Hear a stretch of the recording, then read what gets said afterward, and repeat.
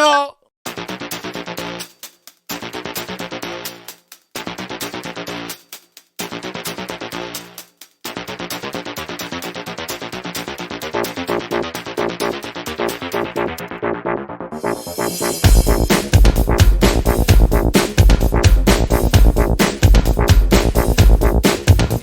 Had the studio and we're co-located, we would have a full hour session before we actually hit record. Yeah. Then we realized as soon as we get in, we got to hit it.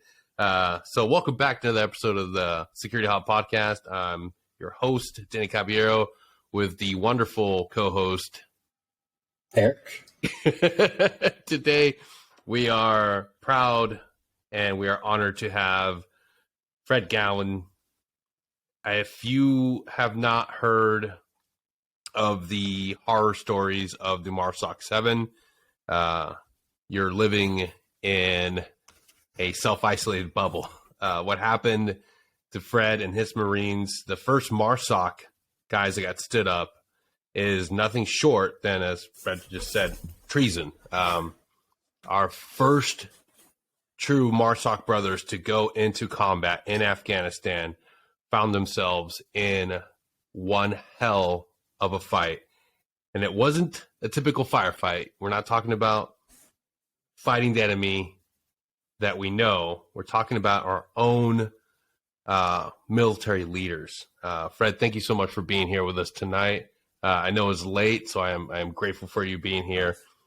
I got to tell you, Eric and I both read your book, and it tears not only at our heart as leaders, as Americans.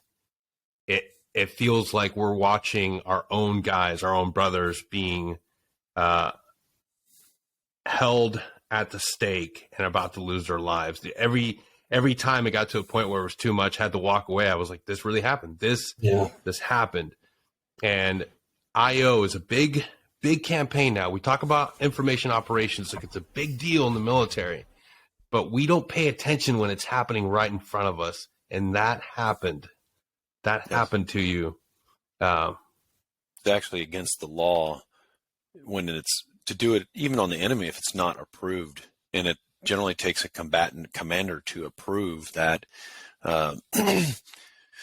So let alone when it's done against our own service members. And when you talk about what happened in that court where it was open to the public, the media was there.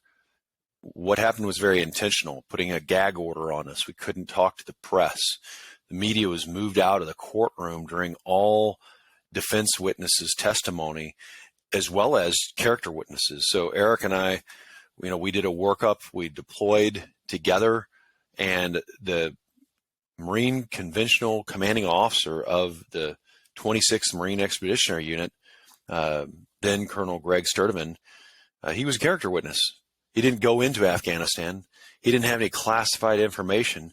This was a garden variety gun battle. This is not Jason Bourne's knock list or locations and submarines at sea. This was a gunfight on the side of the road where we got blown up. We got shot at. There's no reason to classify any of this.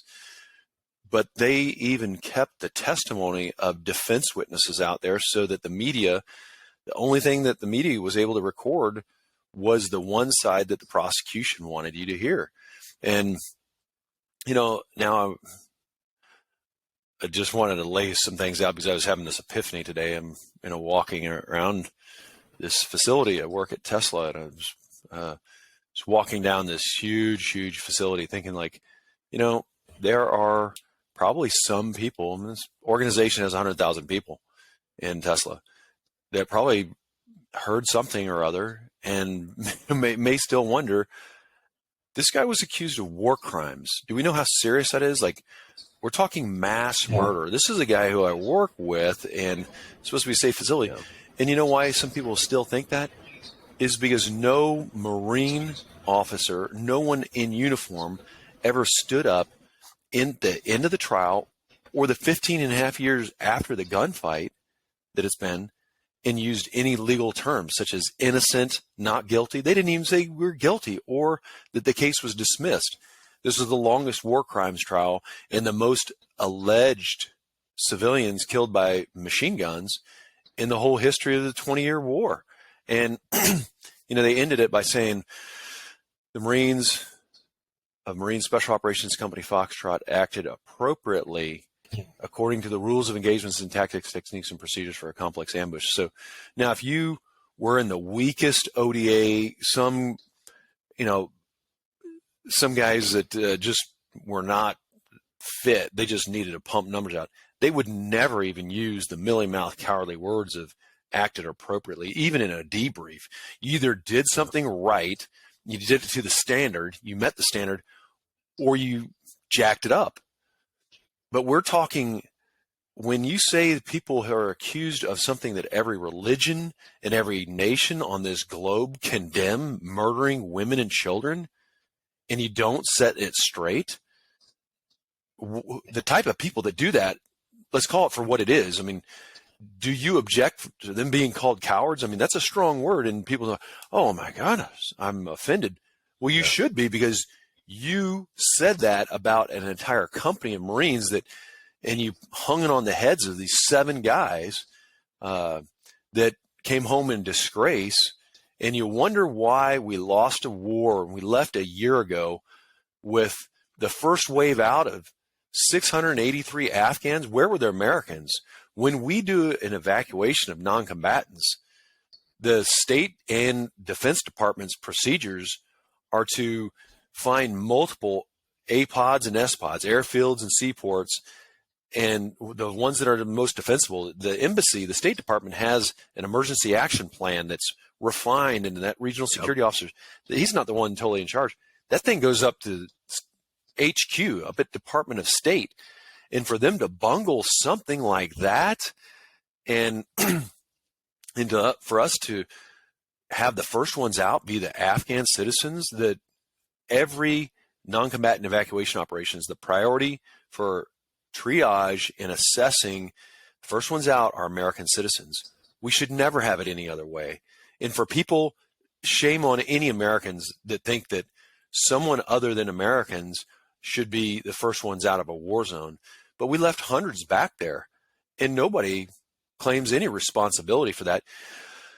You gentlemen both know, and this isn't accusing you, but you both know that I'm making a strong assumption that of the 7,000 service members that we had there to finally conduct that withdrawal. I mean, we whittled it down from like January, and then by April, we whittled it down to like 250 service members. Yeah.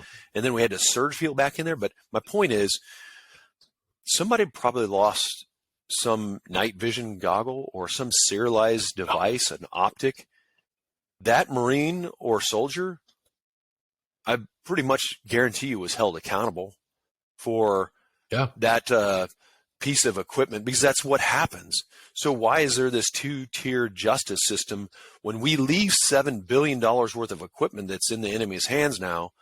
And, well, I'll tell you, when you read A Few Bad Men, in the postscript of it is, read chapter 28. All these guys, they ended up getting promoted, many up all the way up to 4 stars.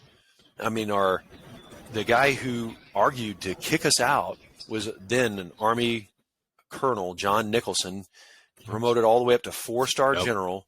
He was the one who said this was a terrible, terrible mistake, a stain on our honor, that these Afghan civilians were killed by Americans. And then he gave the equivalent of 4 years average Afghan salary to them as an incentive. He went on to get not just 4 stars, but he was the second to the last commander of all forces in Afghanistan. He was telling everybody on his last tour there that the Taliban were tired, that they wanted reconciliation, and that this convention going on in Indonesia was going to make jihad in Afghanistan illegal. Did any of this ever come to fruition? No. The only thing that happened is he retired, and now he's moved with his new wife to Abu Dhabi, where he works as the chief executive for Lockheed Martin, our nation's and the world's largest defense contractor. And he's in charge of all Middle East operations for, so not only did he perpetuate these forever wars in the Middle East, but now he's in charge of them for Yeah. Lockheed Martin, as is the last tons of chairman money. of Joint Chiefs of Staff, General Joe Yeah. Dunford, a Marine general, he's on the board of Lockheed Martin. And then you look at the current Secretary of Defense, he came from Raytheon. He was on their board. Just happens to be that, we gave 5,000 of these shoulder-fired Javelin rockets to the Ukrainians. That's 1/3. The Marine Corps just got rid of all of our tanks and said, for us to do this island hopping to prepare for the Chinese, we have to be light and, agile, and we'll just use rockets. You don't need big tanks.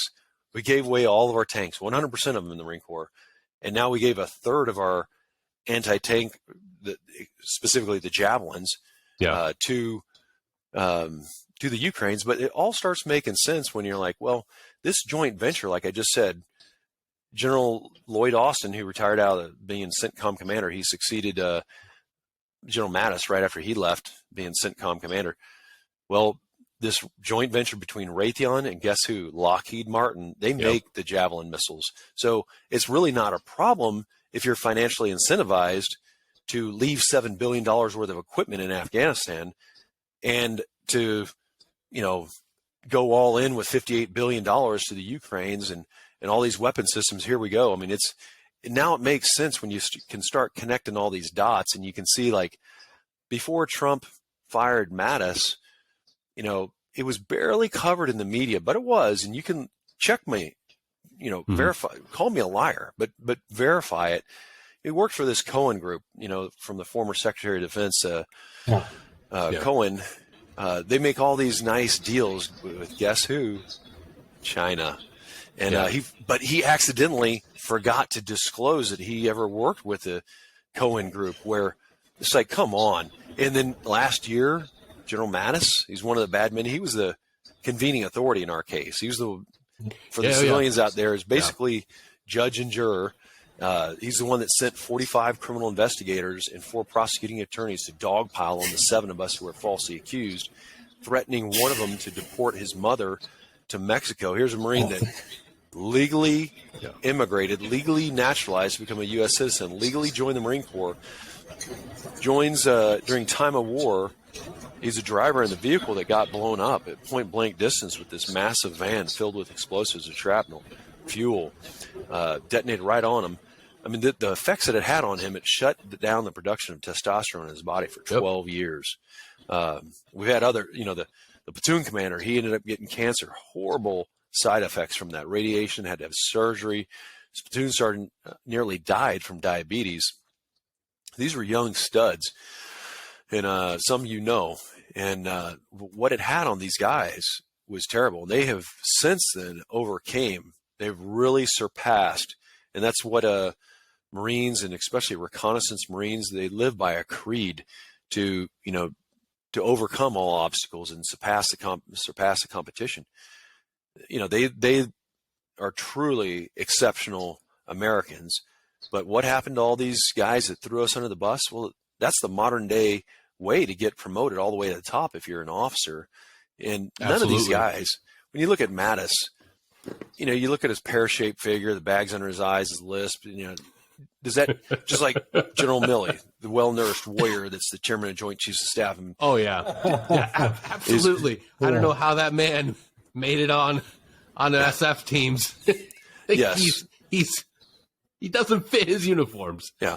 And that's what makes it worse. I mean, that not only was he in special forces, but, he was a combatant diver. So that's one of the toughest schools, physically toughest. And if you're an officer, they're really picking, somebody that is very capable normally to go through a course like that. So it's worse when you are betrayed by one of your own. I mean, in the book, A Few Bad Men, we expected the Taliban to conduct a complex ambush, and that's what they did. We were kind of surprised at how fast and how far their information warfare was launched against us. I mean, immediately, boom, within 20 minutes after the ambush, they had this out on BBC through their stringers. So, everybody remembers in 2001 when the American reporter, Mr. Pearl, got literally decapitated. Then it became a big risk they would still deploy reporters overseas that would go on fobs, and some would go in embed, but they would also supplement that with stringers that were living in these towns. And when the Taliban controls these towns, what information do you get from them? And that's propaganda. And, of course, the Americans, some, you spelt in those days, special operations, SOCOM, you spelt it ARMY, and we were the brand new kids on the block, being the Marines. That's like inviting your girlfriend over to meet your wife. It's not the competition that, the incumbent wants. Like, who are these guys and what do they think they're doing here? Yeah. This is our game. So the Afghan protesting, the mass rioting, the president of Afghanistan at the time, Hamid Karzai, publicly condemning us, putting the pressure on the generals. It didn't take very much for them to acquiesce and buckle and kick us out, because that's what they wanted. They sent an Air Force investigator over. I mean, it sounds absurd to begin with. And he investigated. Who was playing costume with, it was dressing up as Army, right? He's playing Army. That was crazy. Yeah, like that. Yeah. That's insane. Like you're trying to fool guys and trying to put on the charades, and that like you're their buddy. That guy, like you can't. You want to think that's a fictional character. That's a real human being. That's a real fucking piece of shit that lives and breathes. He looks just like he sounds too. Yeah, there's so many people that have read this book that said, I'm reading this. And these are, Marine and Army, different branches of service, combat veterans. And they said, I didn't want this to be true. And as they're reading this, especially as they get in the courtroom and they see that, like, these are quoted words. This went through Army or the Pentagon's Office of Pre-Publication Security Review. So they sent it out to Special Operations Command, the Marine Special Operations Command, the Central Command, Headquarters, Marine Corps. Everybody had a chance to read this book who was in those commands at that time, had the chance to review it. Not anymore, because they won't sell this on any military bookstore at all. It's almost like a banned book. It's never going to be on the Commandant's reading list, because this does give, it doesn't give the lat long to degrees, minutes, and thousands of seconds, but it definitely tells you where all the bodies are buried. Yeah. This book is radioactive. It names names, and it says the quotes on what these guys actually said under oath. And many thought they would be protected because, we expect goofy kangaroo courts to go on in Pyongyang. And we always hear these human rights cases in like places like Tehran, but not in Camp Lejeune, North Carolina, in the United States Marine Corps. Would you ever expect that they're going to protect some of these senior officers by, we're going to go to closed session and classify this? You tell me this. Colonel Nicholson wasn't on any of these missions at all. He's an Army colonel. He's sitting back on the base in Jalalabad, dining and defecating. I don't know why they had any of his testimony classified, but if you want, I can go over and get this folder and I can read verbatim in the courtroom transcript where he said, I didn't see that the operations order, the concept of operations said that, because he was trying to raise this hell and saying like, well, this mission 5 days later, they sent me we caught him in a scandal. They had 2 different missions. And he said his biggest thing was that we were operating in and around Jalalabad and that we were wearing civilian clothes. And then not a defense attorney, not even a prosecuting attorney, the panel, and that's a fancy military phrase of the jury members, the president of the panel, in the military, everything's oriented on rank, especially if you're an officer. So the senior ranking guy on the jury is called the president of the panel. He took over in the questioning of one of his peers. So Colonel John Nicholson at the time from the Pentagon didn't have the guts to drive the 5 hours down and testify from the stand and look us in the eye as a man, because he's not. Has the physiology of a male, but he is not a man. So he had this guy on the stand under oath, admits that he was wrong. And he said, I made a mistake. I didn't see that. If I had, I would have given the benefit of the doubt. Here's a guy that's crying like a little schoolgirl that these guys have to go. They sent me the statement, and he admits on the stand less than a year later that he was dead wrong. Those are his words. And he says, if I had known this, I would have given him the benefit of the doubt. Well, let's fast forward to 2012, 4 years after the trial. 4 years after he admits on the stand under oath that he was dead wrong in accusing us falsely. And what does he say? He invites Carlotta Gall, a New York Times reporter. He invites her to his office where in the Pentagon. I mean, these kind of snakes, you know, they slide around together.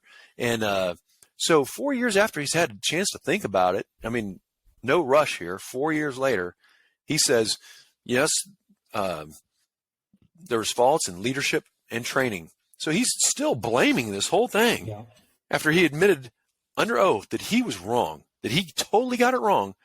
Then he's still perpetuating. In Carlotta Gall, she wasn't just writing this book, which he's written stories, or she's just not writing an article in the New York Times. She was writing the book, The Wrong Enemy, which Nicholson's quoted in there in depth on page 116, just slamming us. That is what you call a traitor. Someone who betrays their own countrymen. You know, so here's somebody that we were under fire. I came back and I reported to him exactly what happened. And he was, Fred, whatever you need to do to get out of a gunfight, you know, I'm never going to have anything. But he betrays us. That is a coward. That is somebody that needs to be held accountable. In America, my question to you is, are you going to sit back and listen to this? Are you going to call your member of Congress and say, hey, listen, I've got a question for you before I go to the polls in November. And here it is. This actually happened, and one of the few things that our Constitution directs is providing for the national defense. And this was so unethical and so immorally wrong, and nothing has ever been done. I mean, the late and great Congressman Walter B. Jones was one of the few who stood up for us. And he represented the district that we were stationed in Camp Lejeune at the time, 3rd District of North Carolina. And he stood up after Colonel John Nicholson at that time, you know, accused us of murdering Afghan civilians. And he said, these Marines' rights have been maligned. He was very clear. He didn't mix his words. And he fought for 12 years until he died.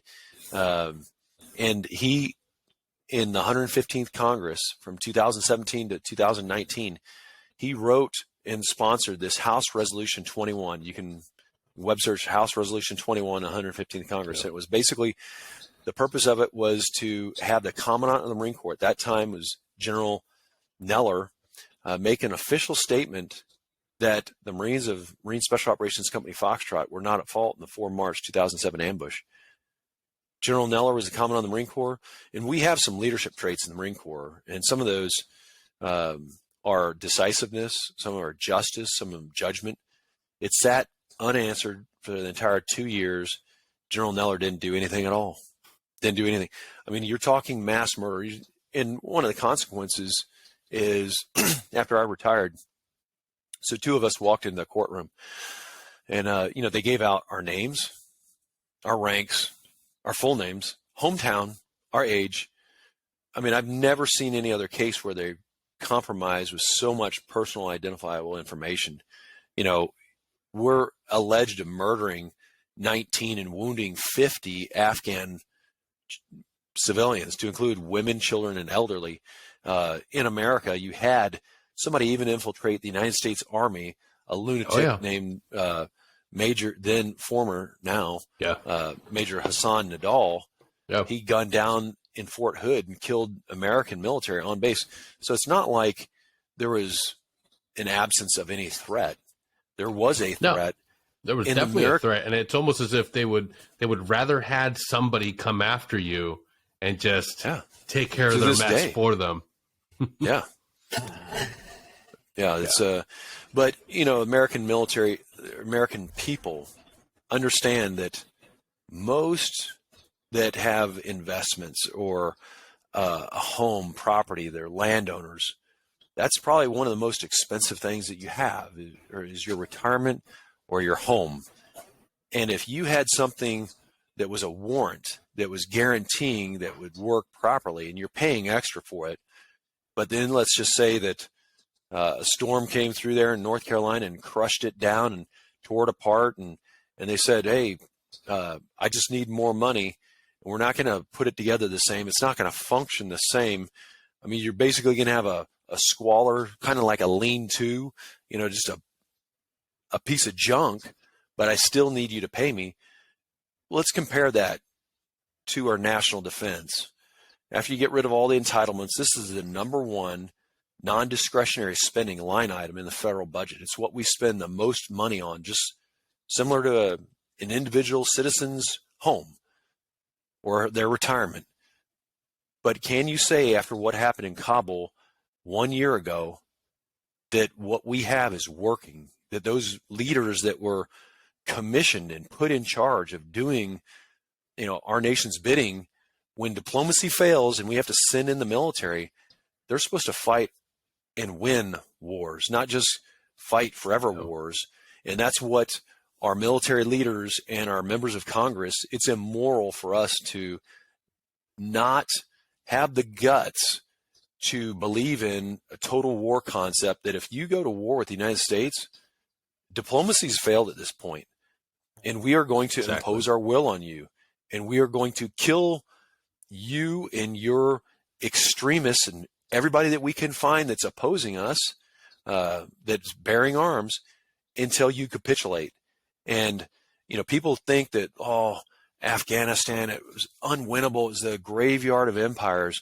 These are people who are very narrow-minded and forget world history. They say, well, the Russians, look at the Greeks, even Alexander the Great and the British. And they don't want to talk about how Genghis Khan went in and just crushed the Afghans down handily.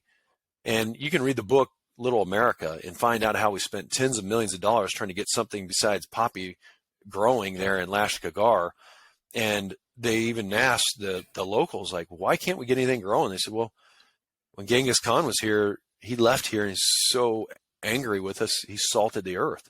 So Genghis Khan, it can be won if leaders are committed and if they have the guts. And, but we don't have leaders like that. This war was won handily up until 2005. Then you had General Petraeus and General Mattis. They came together and created this counterinsurgency doctrine. Here's what I'd say. Oh, yeah. Put some skin in the game. If General Mattis, who just got married, and that's a whole nother discussion, but if he did just get married, I have a hard time believing that an intelligent woman would marry somebody twice her age that's not some billionaire. Is it fact or fiction? I'm single. To walk into a bar in Las Vegas, come on, now you're putting up a story. This is like Paul Bunyan. Now you're going to sell me some magic beans and something ridiculous. But these two got together and authored this thing. And this was just after, in 2005, Hamid Karzai, May of 2005, Karzai and Bush got together and talked about how America was going to be all in and build this nation of Afghanistan. And the military didn't push back and say, hey, we need to pull out. Hey, boss, your hypothesis of winning hearts and minds in there, this is crazy stuff. No, they saw this as an opportunity to have a forever war, to not just get promoted and retire as a 4-star general and get $203,000, is a retired, at 40 years, they get full pension, 100% of their salary. And 40 years as a 4-star general. That's couch change to these guys. Trust me, look up what Mattis makes just from General Dynamics, just on one board. He's making $1 million a year. And, that's the thing that people understand. That's something that is so lucrative for these guys, board member positions. Like, They don't. You sit there and you get stock options. Like, Yes. you're no longer a working man. You're getting paid. You're getting paid. You're a puppet. And the Geppettos, Denny, this is what you have to sell your soul. You have to fully mortgage your soul, and every cell in your body has to be sold out. But to them, it's worth it because, again, a guy like Mattis, look at his stature. This is not somebody that you envision. It's the same thing as like Miley, or Millie Vanilli. His counterfeit is just like Millie Vanilli. So these guys, they are not some Chuck Norris or The Rock or Rambo. They are who they are. They've showed their colors and you see every one of these guys goes to boards. And I'm not saying that's criminal, but let's call it for what it is. They live wherever they want. The company plane picks them up, flies them straight into Reagan. They go into the Pentagon. They work there. A guy like Mattis didn't get some degree in aerospace engineering. He's not one of these engineers or scientists. If he was, he'd probably be working here at Tesla or someplace in Silicon Valley, making, actually earning their money. But they don't have those degrees and credentials. They're not walking around with any bona fides. But what they do is they have access. And you guys have been into a combatant command, and to get access, they say VIP access is only for 09 or retired 09 or 010s. That's 3 or a 4-star, general or retired general or an admiral. Those are the only ones that don't need a badge access to get in there. And so they just buy these guys, put them on their board to coerce them. And why are they there? Are they there to, explain how these rockets are? No. A guy like Lloyd Austin, I'd struggle to believe that guy could put together a 100-piece puzzle. And let alone, is this guy some technological mastermind working at Raytheon, that's known for their technology? I mean, he was there for, placement and access. Mm-hmm. He's the only guy. thing that Lloyd Austin can do is calculate the exact dollar amount per item in the friggin' dollar menu. Yeah. He's there to coerce these guys, and they do it like they did in the military.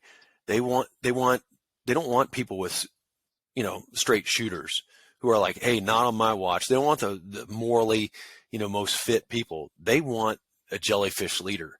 They want somebody whose knees will buckle, and that's who they promoted when they were to a 4-star general. They promoted these guys for 10, 20 years, and that's what they're looking to do now with the carrot and the stick. Like, hey, Eric, we had a lot of guys get killed with these roadside bombs. You've heard of this company that makes these mine-resistant, armored vehicles, the MRAPs, this company up in Wisconsin, Oshkosh. We need a guy like you. And Eric, you're going to be retiring here, but you got to think.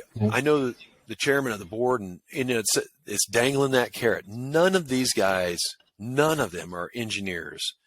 They're all guys that have these flim-flam, Mickey Mouse, flapjack security studies degrees from the National War College. That means nothing in the real world. Those are not guys making missiles or fifth-generation fighters. These guys, literally are soup salads. Yeah. But America needs to wake up and see, General Dunford, the last chairman of Joint Chiefs of Staff, on the board at Raytheon, or on the board at Lockheed, the largest defense contractor in the world.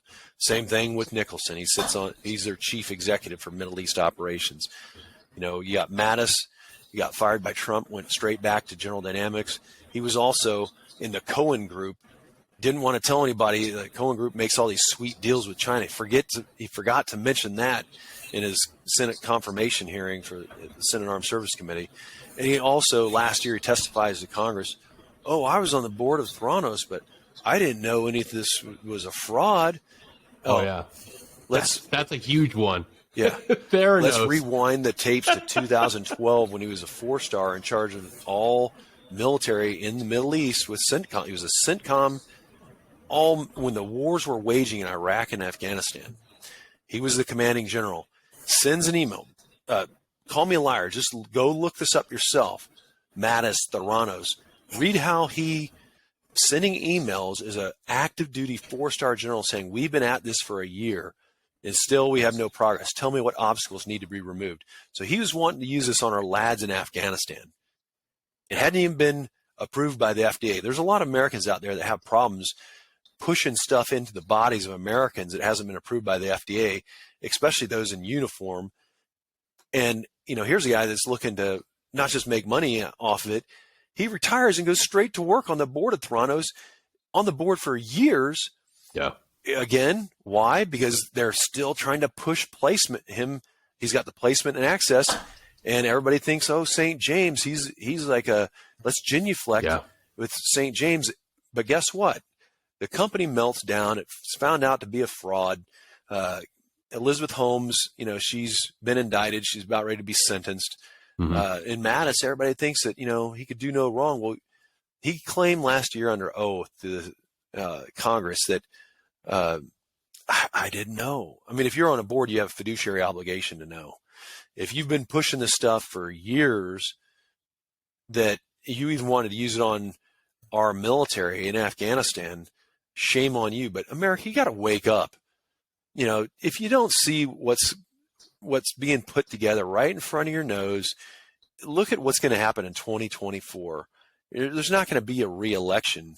They're going to find somebody who they think is a strong candidate, a Mattis, and they're going to find this guy, and no matter how he looks, they're going to clean up his act. And, oh, that's right, he just got married. They're going to make him look, like apple pie. Turd. Yeah, and he's going to run. Yeah. And there's going to be a lot of dopes out there that think, but you know what he's going to bring? War. The sons and daughters of America. I mean, if you don't see it, Paul Pelosi, this guy's the greatest stock picker in the world. Do you think he's just, studying at night and doing technical analysis? Yeah, he's just amazing. Well, when you got a wife that she's not a diplomat, but she thinks she is. She flies into Taipei. Isn't that going to ratchet up the situation? My hypothesis is the Chinese Communist Party is going to push the People's Liberation Army. There's 96 miles across the straits. They will lodge in Taiwan. Why? Because American oligarchs want the same thing. Both sides want that. China wants a reunion of Taiwan, and they will get it. And America will dislodge them and declare war, even though this treaty has expired for the defense of Taiwan. And there will be tens and tens of thousands of Americans that don't get wounded like the 7,000 did after 20 years. Yeah. They will die, and hundreds of thousands will be wounded trying to dislodge. Airborne and amphibious operations, the only way we will dislodge a army, the largest army in the world, from Taiwan. And we will be coming from over the seas, and ships are going to get sunk. This will be very expensive. But again, if you're looking at it from the, there's a famous Marine general named Smedley Butler who wrote this book, War's a Racket. If you look at it from the business side, it all makes perfect sense. If you have, sunk all this money, and you, especially derivatives, if you're buying, long options in Raytheon and Lockheed Martin, General Dynamics, Boeing, the profits will be unreal. You will have wealth beyond your wildest imaginations. To them, the globalists, people need to die. There's too many people in the world. This is just a way to get rid of a few of them. They have no conscience. And make money. And get filthy money. These people, people don't understand that these guys are getting flown around in Lear jets from their homes in Florida and South Carolina, wherever they want to live. And they go to Davos. They go to cruises, and pull into places like Monaco. They live a life that is beyond our imaginations. And you got to wake up and understand, is that how you think that America was founded and should be? No. So we really do need to call these people out, and you got to stop thinking. I have no grudge. This book, I work at Tesla. This book is not my end game. It's just a fact of who was the convening authority. Yeah. It was General Mattis, who betrayed his own guys by trying to dogpile an unprecedented 49 criminal investigators and attorneys, there was 3 other cases that went on right before ours in the Marine Corps. You had the case with Ilario Pantano, who was a platoon commander in 2-2, 2nd Battalion, 2nd Marines in Fallujah. Then you had the case with 3rd Battalion, 1st Marines in Haditha, then 3rd Battalion, 5th Marines in Hamdaniya. There was even a case prior to all that, as you know, with Corporal Pat Tillman, and then it became vogue after these cases, like, oh, we're never going to be accused of not investigating completely, and we're not going to be accused of delaying some type of investigation like some of these other ones. So we're going to just immediately dogpile. And for me to get, it's this whole social virtue signaling, like, see how good I am?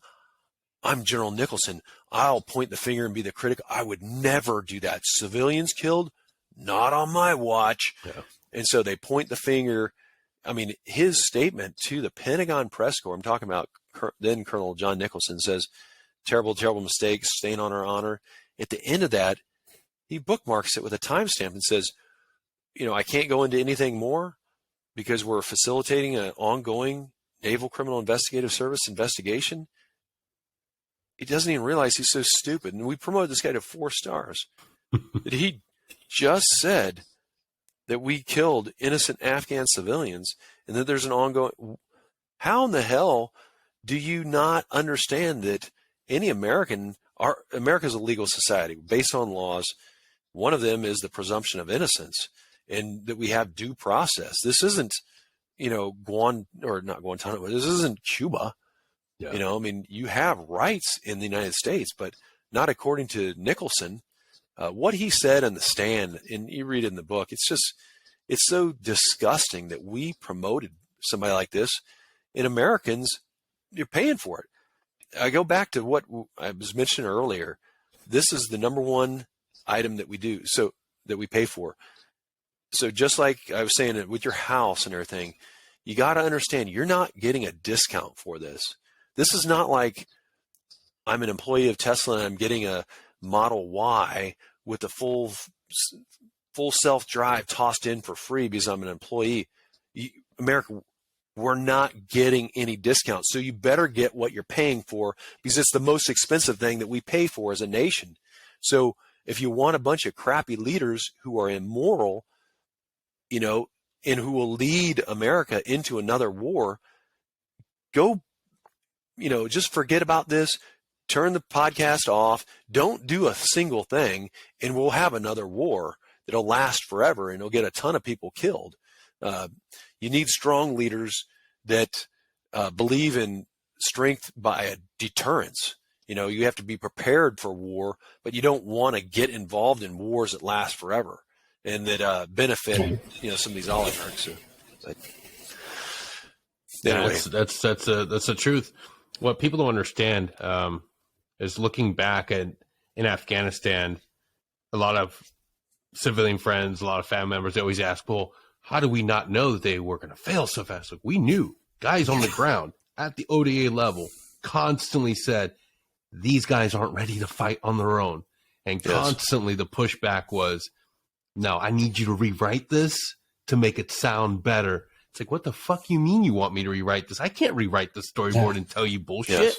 This is not the way it works. Yes. The pictures, the amount of detail they ask for us to provide them, and then they ask us to change it to fit their narrative. Yeah. They want the truth distorted. Yes. This last week, I had two close friends of mine, Marine commissioned officers. They called and we were talking last weekend about just this subject. So they were doing these assessment teams and going there and to assess how this counterinsurgency was working. And they would turn in these reports and they said, to this day, I struggle with the guilt because I stuck to my guns. Both of them had their careers severely limited because they stuck to the truth. And when you see cases like this, and it doesn't make sense, I'm sure you both are very well aware of a Army Green Beret. Another kind of similar case. This is one with a Sergeant First Class Martland. And, here is an Army Green Beret who, I wasn't a Green Beret, but little bit aware of what, when they go through their qualification course in Robin Sage, they have this moral dilemma that the host nation, that, you're going into this denied area and you recruit this force to overthrow their government. And now they're doing some kind of a law war violation. And you're supposed to say, hey, as Americans, we're held to the Geneva Convention. We have laws of war. We can't conduct ourselves, nor can we train or work with you when you do these atrocities. And you have to insert yourself. You have a moral obligation to do that. That's what we train our Green Berets to do. That's what Sergeant First Class Martland did when here was a preteen boy that the Afghan National Forces chained to this commander's desk, and they were sexually abusing this boy so much that his mother came and begged the Green Berets to, intercede. And they did. They didn't club him up, but they stopped this from going on. And like Sergeant First Class Martin, I can't quote but he was like one of the instructors of the year as a Green Beret. I mean, he was a stand-up guy, and they tried to continue for years, tried to kick him out of the Army. And my point is, like, what are we doing? And right now we talk about, you used to call it near peer. They don't use that verbiage. 3.5 months ago, I was working as a civilian for the military, and they call it the pacing threat. They realize right now they're shoulder to shoulder with us. How fast it changes. Yeah. And they've accelerated the China while we're, pushing these pronouns and doing all this social, training. I'll tell you what, the Chinese or the Taliban, what they respect? Not the only pronoun they respect is HE. That's high explosives. That stuff coming in on people's heads makes people wake up and figure out, like, hey, I've had enough. When shrapnel is flying in all directions, it convinces, encourages you to change your attitude real quick. But it's a shame that, the enemy that we're facing, that we faced for 20 years, was ourselves. We're fighting ourselves because these generals, they all moved on, they got promoted all the way up, and they found themselves in this extremely lucrative business where it's just about coercion. They go in there and influence these active duty senior officers, and they know how the whole Congress works, that they got to be friends with those on the Senate Armed Services Committee, because although the Pentagon recommends lists of people to promote, it's the Senate Armed Services Committee that approves that promotion list. So they don't want the straight shooters. Yeah. They want the guys whose knees will buckle, these jellyfish, because those are the ones that they're going to do their bidding. They'll filter out in a trit, the straight shooters. They'll get rid of them at lieutenant colonel, and they're just left with this hollow force afterwards. And then they know how to convince the House Armed Services Committee, because they control all the money for the Pentagon and defense spending. So if somebody there wants some goofy program, I mean, you've seen all this stuff that, people now have to live with in the military, and people wonder, like, why didn't anybody say? They didn't object because they wanted to get promoted. Yeah. They mortgaged their souls. They did whatever they could do, and they knew it was immoral. It didn't bother them because they're on the road to getting a 4-star, and then someday working on these boards, and then it's off life as a rock star. Maybe that's why General Mattis met a woman half his age in a bar in Las Vegas. I doubt it. I mean, that's just such a joke.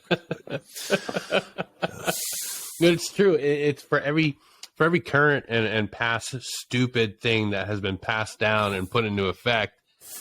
Behind all that is somebody that is now closer to being able to retire into a cushy gig and being able to have that, achieving that moment of, wow, I don't have to do shit anymore. All I have to do is just approve all this shit. Let them have what they want and sell all my brothers and sisters down the river. Like, awesome. Like, what the fuck? And it continues to happen. We see it, and we've constantly talked about it. We share with it. with our friends and family, we'll tell everybody like the reality of the situation. It's a lot darker and a lot more fucked than you're willing to realize. You can't look at these guys and think of them as gods, as people that are infallible, because they're not. They're twisted. They're there for a reason, and it's not a good thing. And we need to stop it, figure out a way to stop it. Because the leaders that we had all those years ago in what we like to call like the Great War, like we don't have that sort of leadership anymore at the higher ranks. It's self-serving. And we're going to be in a world of hurt when the next, and you said it, and I was like, man, don't say it, because I guarantee if you say it, it's going to happen. Well, like you said, Denny, when is a comparison about how those leaders are gone from a, generation ago. I just left Hawaii, and when the Japanese bombed Pearl Harbor, less than 4 years, here's a country that didn't lose battles. They didn't lose wars or battles. They were fierce. And so, that whole Bushido mindset, they weren't going to surrender. And they attacked us in Pearl Harbor. Less than 4 years later, there was an unconditional surrender, on the starboard side, midship of the USS Missouri in, Tokyo Bay. They surrendered less than 4 years. And here's a force that had aircraft carriers, battleships. They had people that would, they knew how to use their weapons on ground, air, and sea. What did we do in Afghanistan? These guys were using weapons designed 2 years after World War II ended and homemade explosives.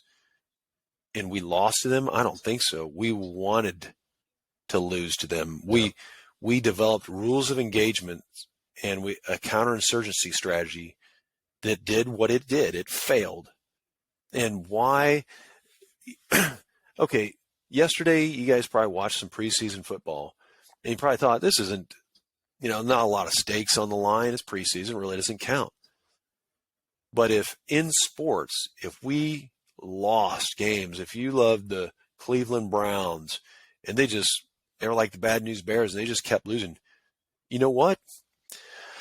People care about that because it's considered, part of America, and they will fire this head coach and the general manager. And they do the same thing in publicly traded companies. Start bombing out a couple quarters in a row and, see a stock retrace 50% in 6 months. And you see some CEOs and board members getting real nervous. All these defense companies, they're publicly traded. You think they want, revenues to decline or increase? You think they want the bottom line net profits to go up or down? We know what the answer is, and that's why they hire who they put on those boards and why they do what they do. It's all about the bottom line. And America, we got to wake up. I mean, it didn't used to be where all these generals would be on these boards. Smedley Butler, when he wrote that book, they didn't have all these generals on the boards, but now they do. And everybody still, genuflects and has all this respect for them. Let's call them for what they are. They're crooked as a dog's hind leg. Yeah. I think one of the biggest things, though, that ultimately we have to be able to take a step back and say, all right, you failed me. I still got to take care of myself.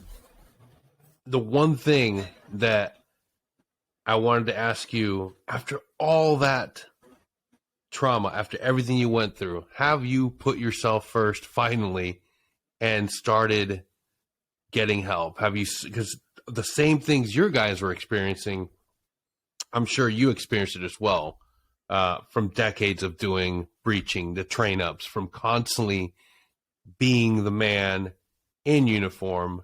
Now that you're civilian transition, have you been able to take that time off and say, okay, if I want to continue this fight for my Marines, I got to get better? Have you been able to take that time now to yes, and get no. that help? Yeah. So actually, just like you're doing now, I had this podcast before called the Go Commando Show, and it was because my body was physically destroyed, and Yep. so many parts of my body were just shattered. So as I was starting to rehabilitate and doing some non-standard medical stem cell dry needling and spinal decompression, I'd set up my little videos and have the treating physician or physical therapist explain what's going on with the dry needling or the stem cells. And so I did get the help because, I had 12 herniated discs from my neck to my lower back. I still get the traction and chiropractic care, but I've had stem cell, knees, back, neck, and a lot of that has helped. And a lot of it also, with issues with the high cholesterol, because a lot of the people, when you eat a lot of meat, you got a lot of low density lipoproteins in your cholesterol. I mean, that's what carnivores do. So I had to get that under control through diet. But it was a learning experience and application of that. I didn't have problems where I had to deal with a wizard and get my mind right. But I know a lot of Marines that do. A lot of people in the military get out and, the VA, unfortunately, they don't have enough doctors to treat all the veterans. And part of the problem with the Veterans Administration is both of those words. Part of it's the veterans' fault, part of it's the administration fault. The administration doesn't have a lot of the right people, and there's too many veterans in there trying to, get something that they probably shouldn't get. Not all of them. Some of the worst ones don't get the treatment that they need because everybody else is clogging the line up, and then they get so many people backlogged. What do? They start handing out, all kinds of colored pills. But don't drink this with alcohol, like some military veterans not going to drink. So you get all these people on some pretty serious, prescription medications, and they're mixing it with alcohol. They're mixing it with some recreational drugs. And then we wonder why. In a lot of these recreational drugs, I didn't know this until I was working for the interagency after I got out, that a lot of the stuff is in America. I'm talking marijuana is being laced with fentanyl, and people unwittingly are getting addicted to this. And then they wonder why, one of their suppliers, they can't get the high they used to. And then they're going around jonesing, looking for something that's going to get them that high because they have to have it right now. And then they get hooked on heroin, all kinds of hardcore opioids. And we wonder why, one thing I would say for veterans is, or a couple things. Don't feel sorry for yourself. Get the help you need, but you better be damn sure it's your last resort. If you take one of those pills, that there's not some better way. I used to date this one bird. She was a Navy nurse, so her name will be confidential. But this gal, she's not mentioned in the book, but this is an important story. She went on and got her little doctorate in, being a wizard. So, but she told me, she said, Fred, here's the deal is we have found, and she got her master's from the Navy and then went on and got her PhD from a civilian institution. But she said in the Navy, their school that they have there in Bethesda, they issues out these mental health degrees. She says, the studies they found have proven that, she says, if somebody truly has PTSD, the odds of recovering either through medication or on their own are so small, we say they're negligible because it's like 1 in a million. The chance of you, if you really, ran into the wall trying to get out on your own, there's no Johnny Rambo that just survives it on guts only.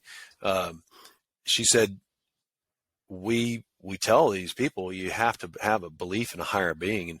And for me in my life, and I make it clear in the book, A Few Bad Men, for me, that was, my belief in God and that he is stronger and he's able to. So I've never had this feeling like, I've had some tough times, and, that's a lot of people in these communities. They have tough times and they overcome and they survive them, but don't bite off. I've never known people that like, you know what, I I'm taking this pill or taking this drug and it's made my life so much better in the long run. It never, don't believe that lie, because there's a lot of people that will probably tell you that, but you look afterwards and you're like, geez, and these people, what's going on to their bodies, the arthritis and everything that they're suffering from. It's not something that I'd want any of my friends. I would just never recommend that. So yeah, I'd really recommend getting your life right with God, living a clean life, and one that you can work hard and get up and have a purpose for what you do. I work for a company that manufactures automobiles. It's hard work. The hours are long, but I have a purpose and I enjoy it. And I don't sit around and ever feel sorry for myself. I wrote a book, and hopefully that book, people will understand that, like, there's other people that have gone through and are currently, I've been advocating for 42 and a half months for these 3 Marines, special operators because one of them's a corpsman. You can't call him a raider. It's the Navy and the Marines need to, get their heads straightened out. But I've been fighting for these guys, and that's important when somebody's got their back up against the wall, for them to know that they've got somebody that will fight for them, that's been down the path they have, and they've been under fire. And when these guys are getting shelled, that they're not there alone. And that makes a big deal, makes a big difference. So, these guys I'm talking to are two Marine gunnery sergeants, and a Navy chief petty officer, all senior enlisted, and they literally spent their adult lives, in a time of war, just volunteering to go on one combat deployment to the next, and they defend themselves. The Marine Corps has this program that they developed about 20 years ago called the Marine Corps Martial Arts Program. They teach it to every Marine in boot camp, and it's similar to a lot of what we teach in special operations. It's to use, the saying you learn in boot camp: Marines only destroy what's necessary. And whether you're a sniper or breacher, we're supposed to use the minimal amount of force to defeat the threat. And that's what these Marines were trained to do, and that's what they did. So I just don't believe that the right thing when somebody is attacked is to run away. We don't teach Marines that. We teach them to fight and to defend themselves and their fellow man. And that's the same thing when you go into these countries and they teach you, what the rules of engagement are, that if your unit is attacked, you're obligated to respond and defend. And they say, if you don't, you will be charged. They don't say you may. They say, if you or your fellow Marines are attacked and you do not defend yourself, you will be charged. And that's against combatants. And this individual that attacked him was a contractor who, guess what? He worked for Lockheed Martin. Yeah. So you start connecting these dots, and you start to see, like, man, this odor, I'm smelling something here. And that pile over there, nobody needs to tell me it's chocolate chip. I'm just not going to bite into that. Maybe it is crap. It doesn't smell good. I just don't need to dig into it to figure out what's, hidden right in front of my face. But yeah, we got to wake up, America. And when we have forces that are demoralized, and we're seeing, the retention rates and the enlistment rates that are so low that we have right now, that is because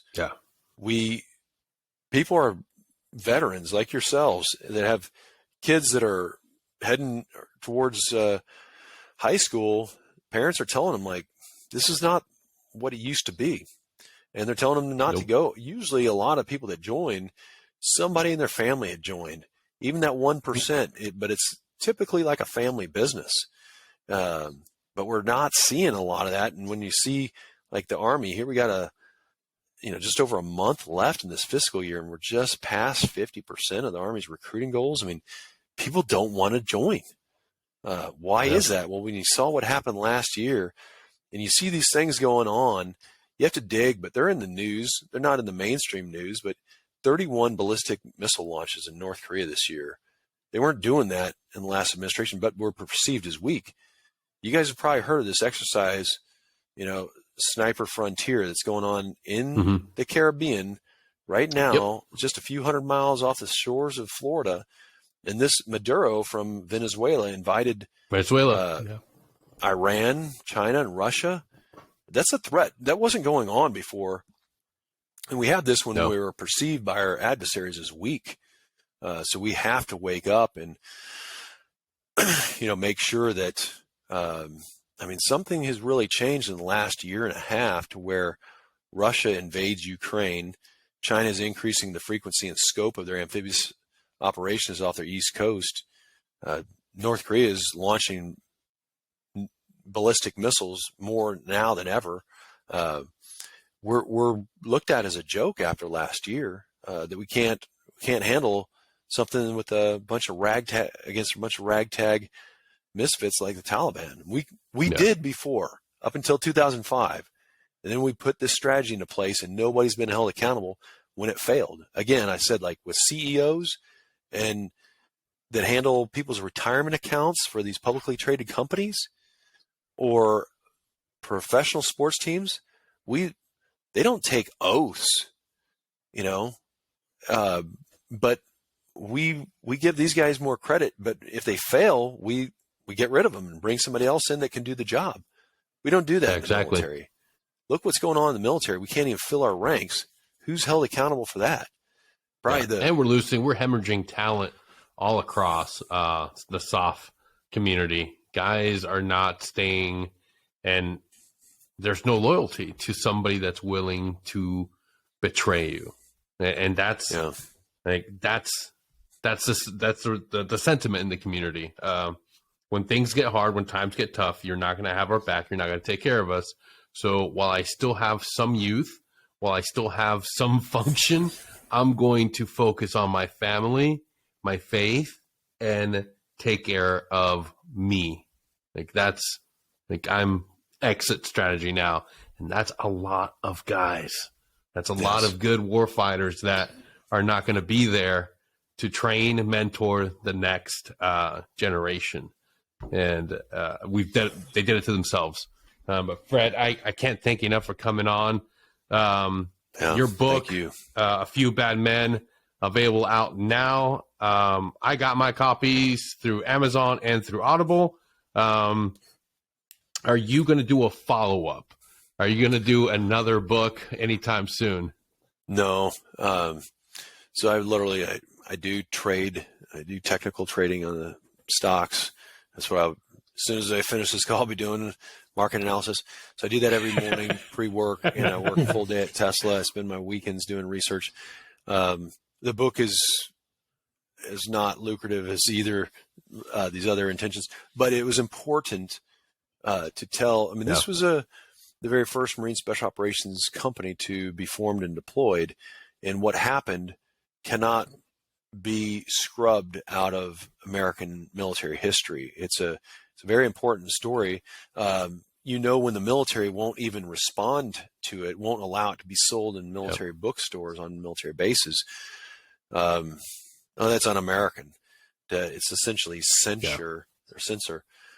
So no, we're going to do our damnedest to get it out there. We're going to highlight it in all our social media. It's going up on our websites, and we're going to it goes without saying, there is a very unspoken brotherhood between MARSOC and Green Berets. We're brothers. It's just like stepbrothers. I've got great brothers on that side, and there's no way in hell I'm going to let this just fall by the wayside if we can't bring more of this to light. And we will continue to add it to every link, every page that we can get it on there, because we deserve to know the truth. We deserve to have a full fucking apology issued and the record being properly written of what truly happened. Our MARSOC brothers deserve it. The special operations community deserves it. And the leaders that betrayed us need to be held accountable. Again, Fred, thank you so much for being on here. Any parting shots before we say goodbye? Well, I think the only way we're going to correct this is, first it has to get fully exposed. People have to be engaged with their members of Congress. And when I mean engaged, I mean, if they don't respond, here's the perfect opportunity, because I'm not asking you to, get out your credit card and donate to some, Mickey Mouse cause. I'm asking you to spend about 5 to 10 minutes of your time. Congress.gov/members. Call your district representative and 2 senators up. And if they don't give you the time of day, there's only a few things that our Constitution says that they're obligated to, and that's to provide for national defense. And they're our elected leaders. If they don't, because a lot of these guys are out there, campaigning for the big bucks. They know that's what's going to allow them to get reelected. They've already answered your question. If people want to say, hey, who should I vote for? Real simple. If the person that, just like Congressman Gohmert, he was a Army officer, he was a staff judge advocate, and he's been fighting for these MARSOC 3.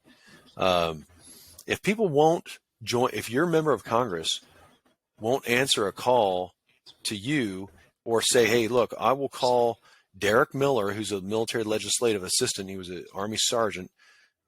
He was falsely accused of a war crime, spent time at Fort Leavenworth. But he's the one in Congressman Gohmert's office. He's a military legislative assistant that they need to get in contact with. And if they don't, they've already answered your question whether that person should have your vote or not. Because for me and other veterans, it's not saying, rah, rah, rah, we want some ticker tape parade. It's when somebody's under fire and they're getting shelled. That's when I need to know you're going to have their backs. And that's happening right now. This isn't some fictional, terminal list, baloney movie. This is a real deal. Men and their families are accused of homicide, and we need people to stand up and fight for them. And that starts with the people first engaging their member of Congress.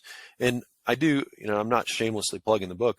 When you read the book, you'll see like the levels that people went to go after us like a dog, like hunting us down like, prey, when they knew that we were innocent. General Mattis was a convening authority. He had the 30 statements of all of us from the patrol, to include my polygraph.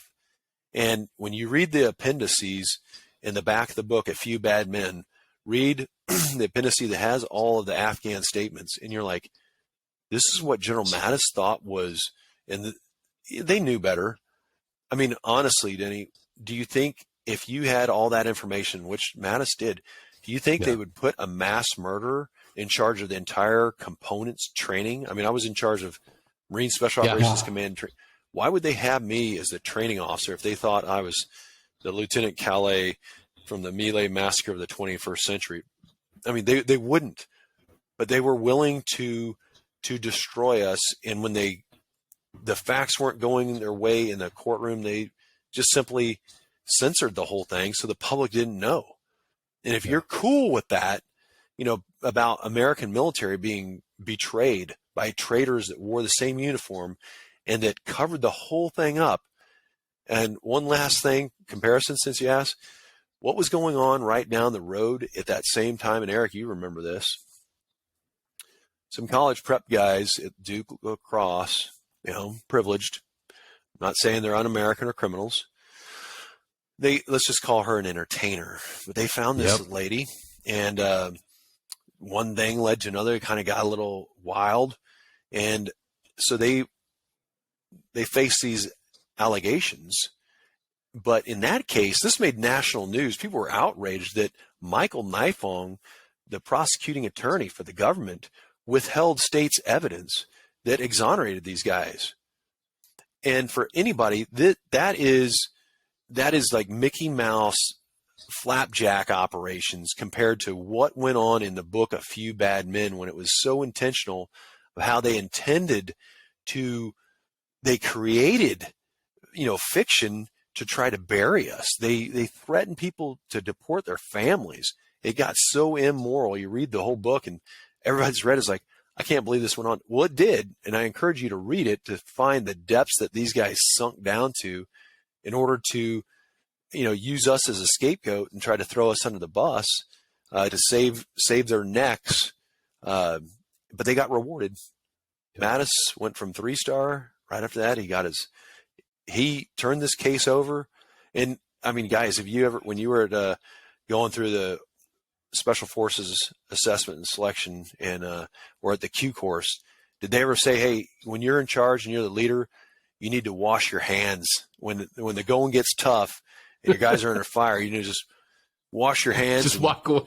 Yeah, just walk away. Is I don't know any, field manual or pub that says, just, hey, no, it's, you've got your brother's backs. That's the way it's always been. That's what we teach our guys, and that's what we need to hold them accountable to. So, but anyway, I appreciate having me as your guest. Yes. Thank you for coming on. I am very thrilled and glad that we could give you a platform to share with us this story. Like I said, this is something that we owe our brothers, and we need to make sure that we hold people accountable. This is the great thing about podcasts. It's a unique medium where everybody and anybody can have access to it. And the more you promote an episode, it can get to the right people, the right places, and continue to spread this message. So if you're listening, get in contact with your government, your elected officials, and tell them about the stupidity that's going on and start making some changes. Yeah. Until next time, thank you. Oh, wow, that was a good show, and I bet you can't wait for the next episode to drop, and I'll let you know something. It's coming real soon. But in the meantime, why don't you head on over to triplenickel.com and buy some new shirts or hats and share them with your friends and family, because that's what the new year's about, gratitude, showing it to everyone. So yeah, go to triplenickel.com and use our code, Security Up Podcast, for 15% off your entire order. Holy...